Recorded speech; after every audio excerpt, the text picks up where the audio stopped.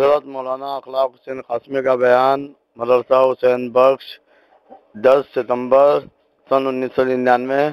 موضوع ازواج مطہرات، قسط نمبر 2، آڈیو کیسیٹ سی ڈی پیش کردہ محمد صادق دہلوی، فون نمبر 9899634768۔ اعوذ باللہ۔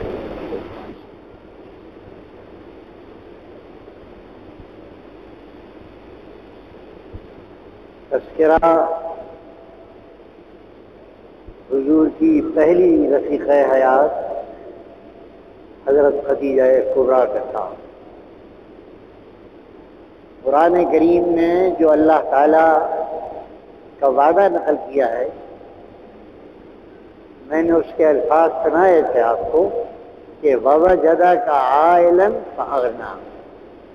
اے رسول صلی اللہ علیہ وسلم، اللہ نے آپ کو عیالدار، ضرورت مند اور نادار پایا، پھر آپ کو غنی کر دیا۔ میں نے بتایا کہ عام طور پر اہل ترجمہ غنی کر دیا، پونگر کر دیا، مالدار کر دیا، بے نیاز کر دیا بس۔ لیکن یہ غنی کا ترجمہ نہیں ہو سکا۔ غنی کا ترجمہ اور مفہوم دراصل حضرت شاہ عبد القادر صاحب رحمۃ اللہ تعالی علیہ نے ادا کیا۔ شاہ صاحب عام طور پر شاہ عبد القادر موزے قرآن کا ذکر کر رہا ہوں، وہ بہت آسان الفاظ لاتے ہیں اردو اور ہندی کے، لیکن جہاں اردو اور ہندی قاصر ہو جاتی ہے وہاں وہ عربی کے لفظ لاتے ہیں۔ شاہ صاحب نے کیا ترجمہ کیا؟ اس نے نادار پایا، پھر محظوظ کر دیا۔ محظوظ کر دیا، محظوظ یہ عربی کا لفظ ہے، دراصل محظوظ ہی غنی کا ترجمہ ہے۔ اس نے غنی کر دیا، محظوظ کر دیا ہے۔ شاہ صاحب نے حاشیے پر لکھا ہے کہ محظوظ کر دیا یعنی آپ کو اقبال مند کر دیا، صاحب اقبال کر دیا۔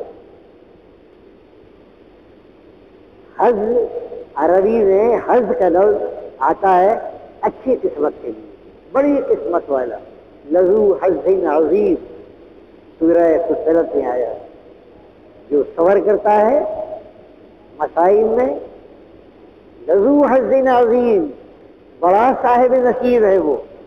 ما یلقاها الا الذین صبروا وما یلقاها الا ذو حظ عظیم۔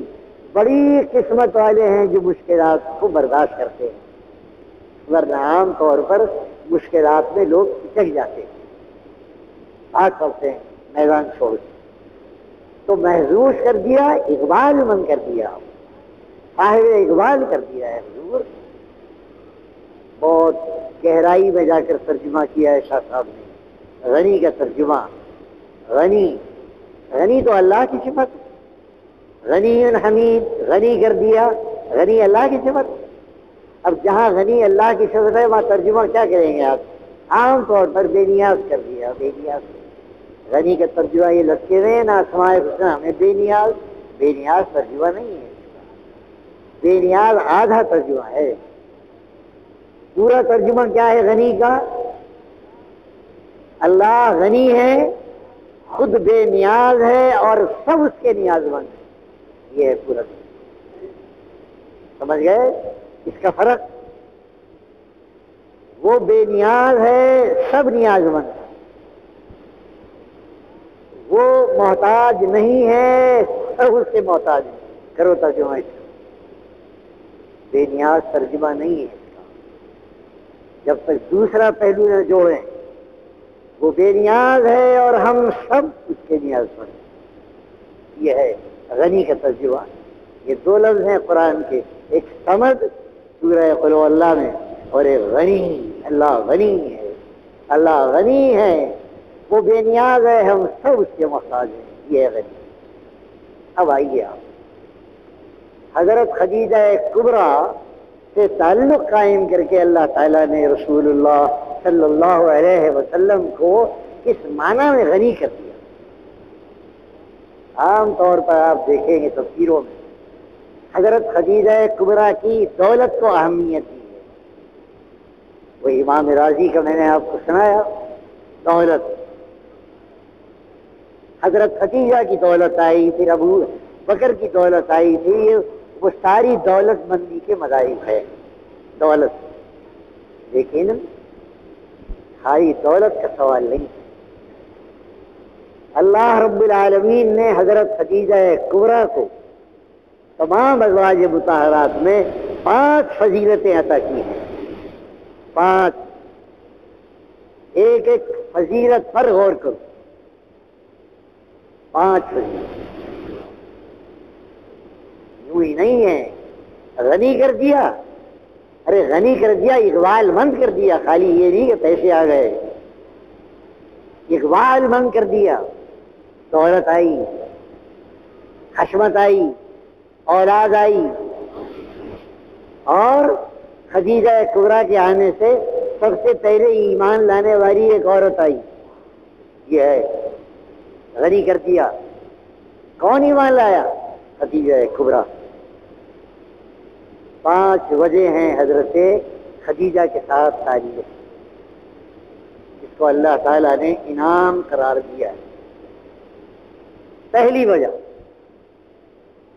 خدیجہ کبریٰ رضی اللہ تعالی عنہا عالی نسب ہونے میں وہ رسول اللہ کے برابر نہ صحیح لیکن کم بھی نہیں.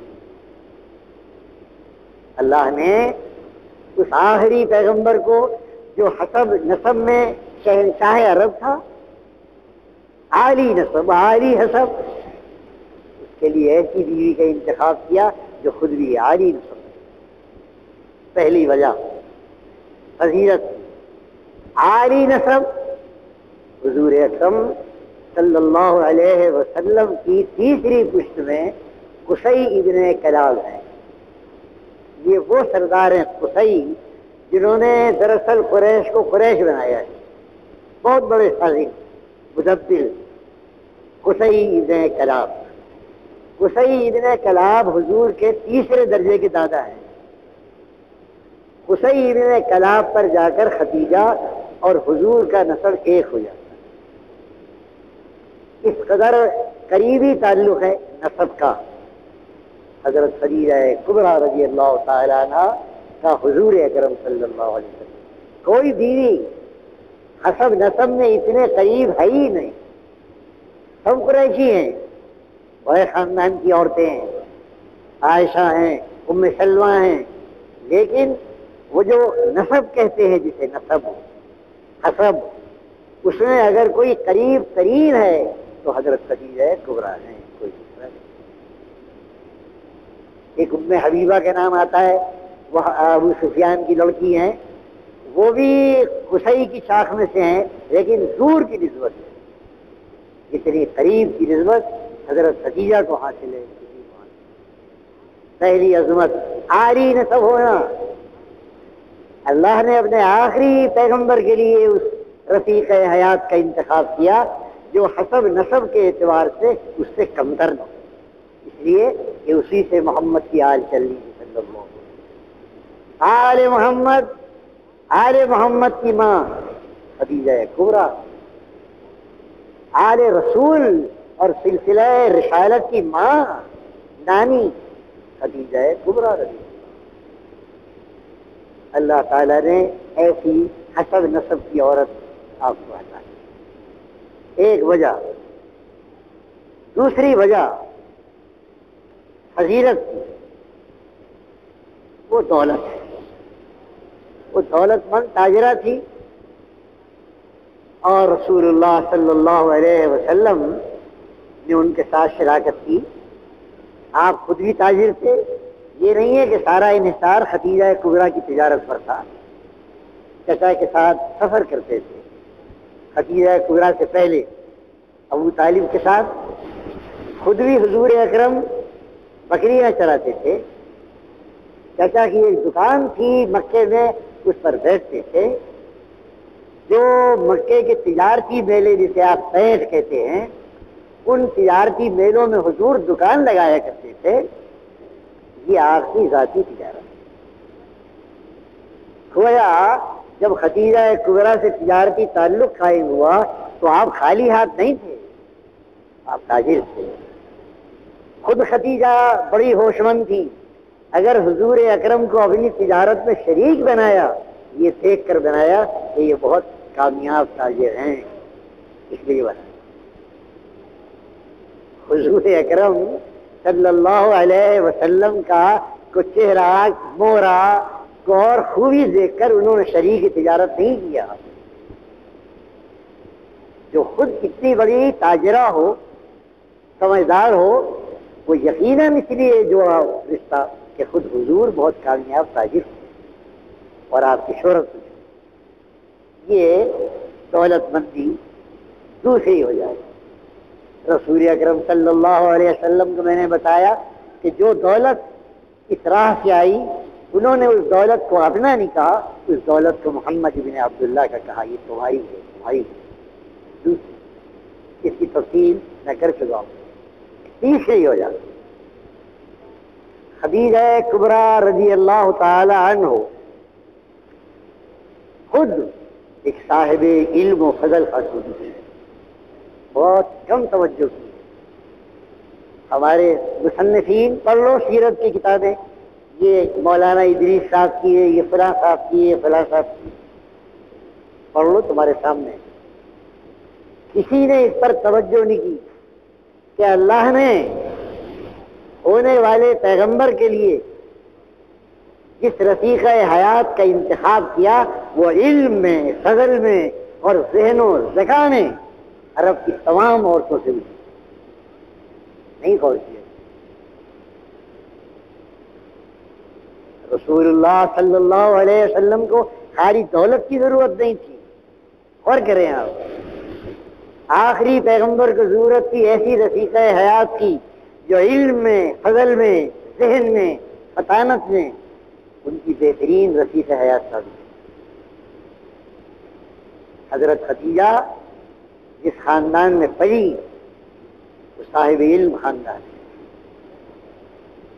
ان کے چچا ورقہ ابن نوفل جن کا ذکر آتا ہے، بہت بڑے عالم ہیں مکے کے، تورات اور انجیل کے.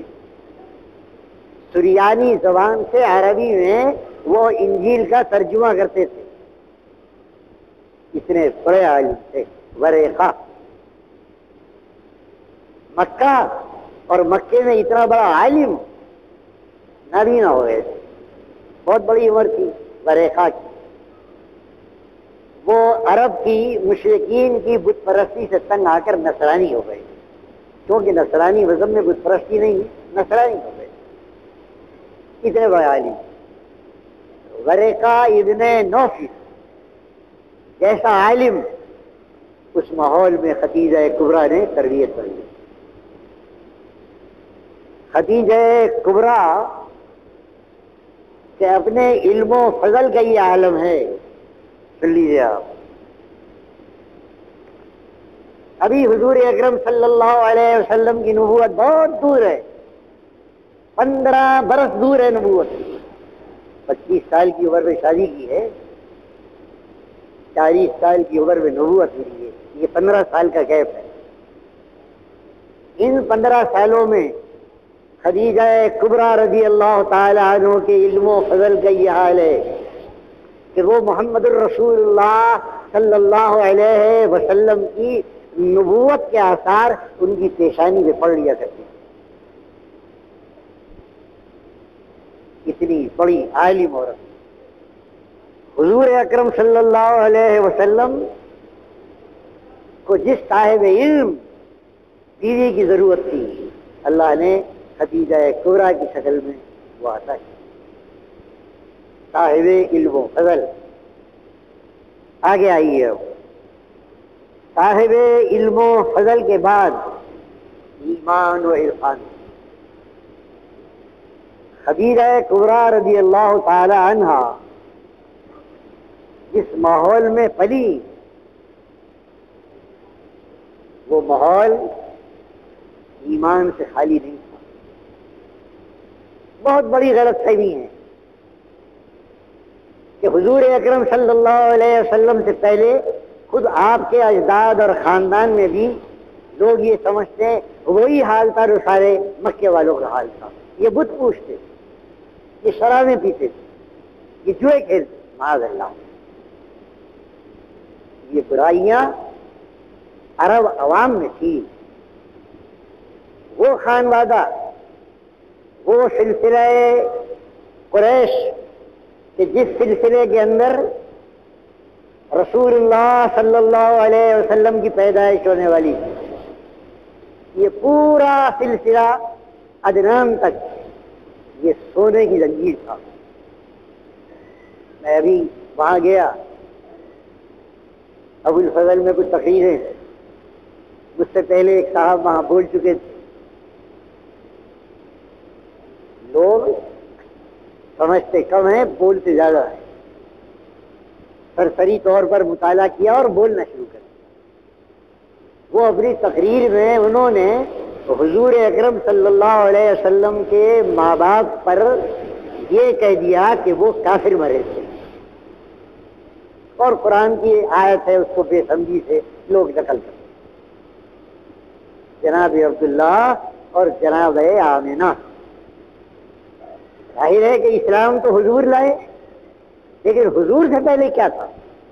سارے عرب میں اندھیرا تھا.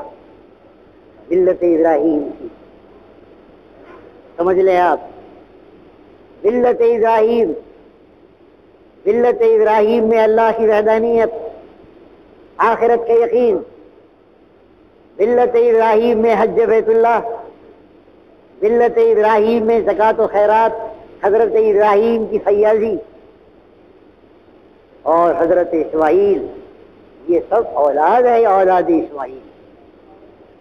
ایک بڑا طبقہ جو عوام کا تھا وہ بیراہ ہو گیا، ایک بڑا طبقہ، لیکن بھائی منع کرو نہیں.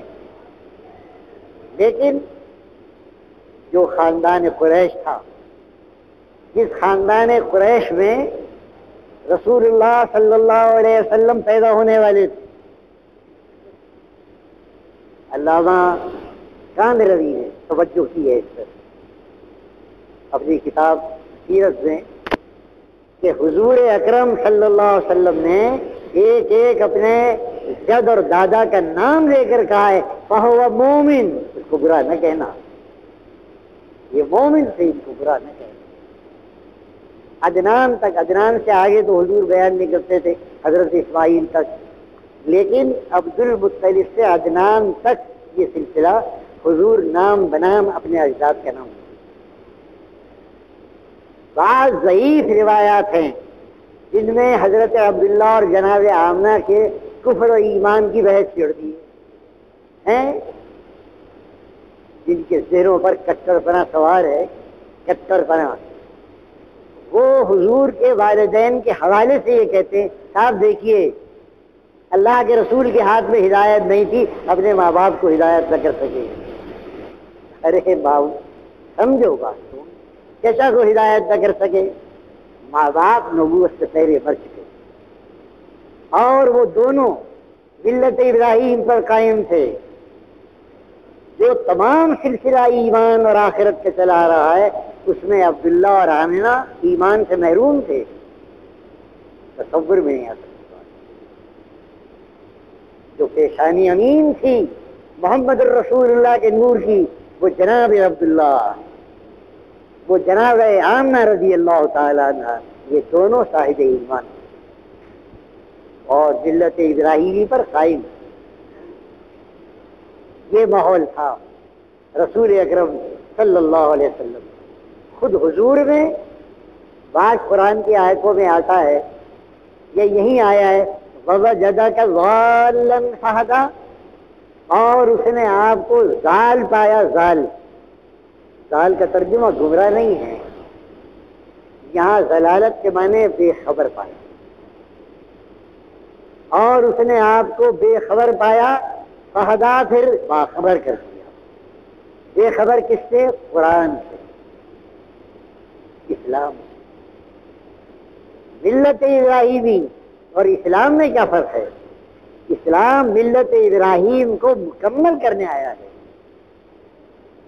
ملت ابراہیم سے ہٹ کر نہیں آیا۔ وہی توحید جو ابراہیم نے تھی، وہی نماز جو اسماعیل پڑھتے تھے، وہی خیرات جو ابراہیم اور اسماعیل کرتے تھے، وہی حج جو ان دونوں باپ بیٹوں نے کیا، وہی سب اسلام میں ہے۔ فرق کیا ہے؟ اسلام نے اس ساری بدعتوں کو دور کر کے نکھار دیا۔ اب ملت ابراہیم ایک نکھری ہوئی صورت میں ہمارے سامنے ہے، ملت ابراہیم، ملت ابیکم ابراہیم۔ اب اندازہ لگاؤ رسول پاک کی عظمت، پیغمبر نہیں بنے لیکن بغیر پیغمبر بنے، بغیر منصب نبوت پر آئے، آپ صاحب ایمان تھے، صاحب عرفان تھے، آپ نماز پڑھتے تھے، خیرات کرتے تھے، حج بیت اللہ تو اس وقت کیا جب حج بیت اللہ کو صاف کر دیا بدعات سے، اس وقت کیا، لیکن حج کیا آپ نے۔ آپ نام لیتے تھے ابراہیم اور اسماعیل کا جد اعلیٰ کے طور پر، اور قرآن کہتا تھا اے محمد تم اپنے دادا سے الگ نہیں ہو، ملت ابیکم ابراہیم۔ قرآن نے اس کو واضح کر دیا ہے، تو مجھ سے بے خبر تھے، اب باخبر ہو۔ یہ ہے رسول اللہ صلی اللہ علیہ وسلم کی عظمت نبوت سے پہلے۔ اب اس آنے والے عظیم پیغمبر کے لیے ایک رفیقہ حیات کی ضرورت ہے، وہ رفیقہ حیات جس کا دامن بت پرستی سے پاک ہو، وہ رفیقہ حیات جس کے سینے میں اللہ کی ذات اور صفات کا علم ہو،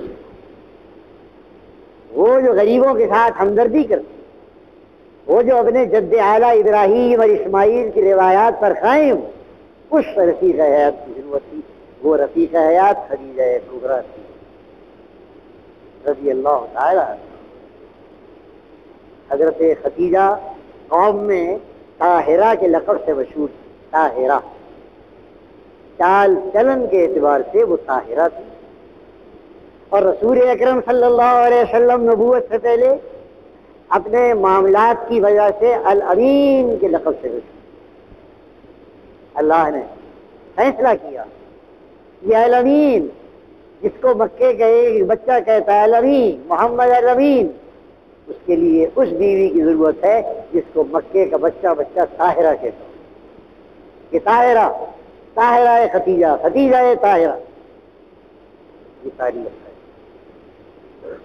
ایمان اور عرفان وہ آگے میں بتاؤں گا آپ کو، جب وحی کا نزول ہوا ہے اور خدیجہ کبریٰ نے جس انداز سے حضور کو تسلی دی ہے، وہ الفاظ حدیثوں کے اندر موجود ہیں۔ اتنا اطمینان محمد الرسول اللہ کو دینے والی عورت وہی ہو سکتی ہے جو پہچان رہی تھی کہ محمد نبی بن کے اترے ہیں اوپر سے۔ یہ ہے، یہ مقام نہیں ہے ابو بکر کا، یہ مقام نہیں ہے عمر کا، یہ مقام نہیں ہے عائشہ کا رضی اللہ، یہ سب بزرگ ہیں، لیکن ہمارے محدثین یہ کہتے ہیں کہ خدیجہ کبریٰ علی الاطلاق افضل ہیں تمام ازواج صحابہ کرام۔ یہ حافظ اسقلانی نے فتح الباری میں وضاحت کی ہے کہ بخاری کے سارے علی الاطلاق افضل ترین مومن خدیجہ کبریٰ رضی اللہ۔ یہ تھا مقام ان کے ایمان کا، ان کے عرفان کا۔ آگے فرمایا یہ ایمان و اخلاق کی فضیلت۔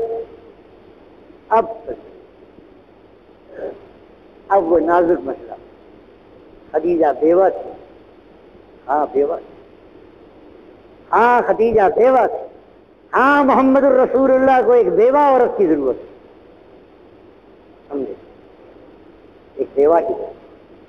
بیوہ تجربے کار ہو رہی ہے کنواری کے مقابلے، بیوہ میں گھرداری کا تحمل ہوتا ہے، سمجھ لیں، بیوہ اگر شوہر کمزور بھی ہو تو اس کو غنیمت سمجھ کے برداشت کرے. جو خوبیاں بیوہ میں ہیں وہ کنواری میں نہیں ہو. تو جنسی اعتبار سے ہم کنواری کو عظمت دیتے ہیں کہ بھئی یہ کنواری ہے، کوری ہے، اور یہ بیوہ ہے، اس پر داغ لگ گئے ہیں. لیکن داغدار عورت جو بیوہ ہے حضور کو اسی کی ضرورت ہے صلی اللہ تعالی علیہ وسلم.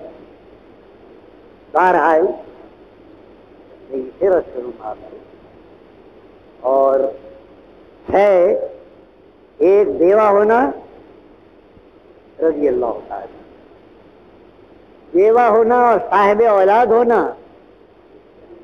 3 بچے تھے ہوشیار حضرت خدیجہ کے. جہاں خدیجہ کبریٰ کی دولت نے سہارا دیا، وہاں اس بیوہ کے 3 بچوں نے سہارا دیا ہے محمد رسول اللہ. نگاہیں نہیں پہنچتی اور کون کرتا ہے؟ کون توجہ دیتا ہے اس قدر کہ 2 دفعہ کی بیوہ عورت محمد الرسول اللہ سے جوڑ دی آپ نے حضور.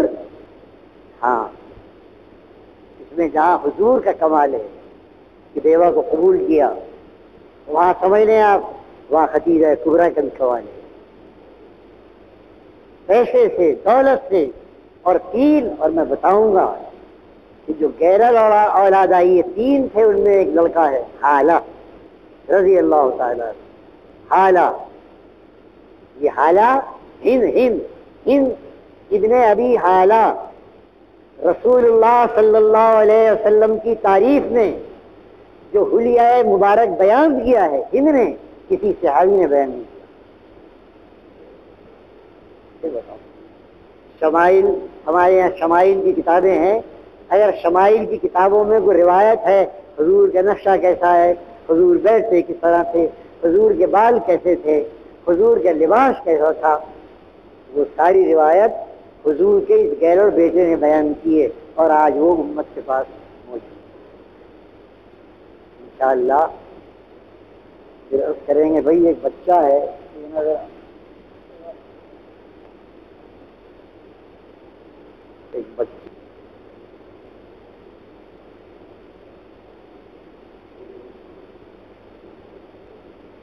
ایک بچی ہے منا، انہوں نے درخواست آخر یہ راستے مجھ کو دیا. کل اس کا آپریشن ہے گردے کا، وہاں رہتی ہے پٹپڑ گنج. دعا کریں کہ اللہ تعالیٰ اس کا آپریشن کامیاب کرے اور بچی صحت مند ہو کر باہر آئے.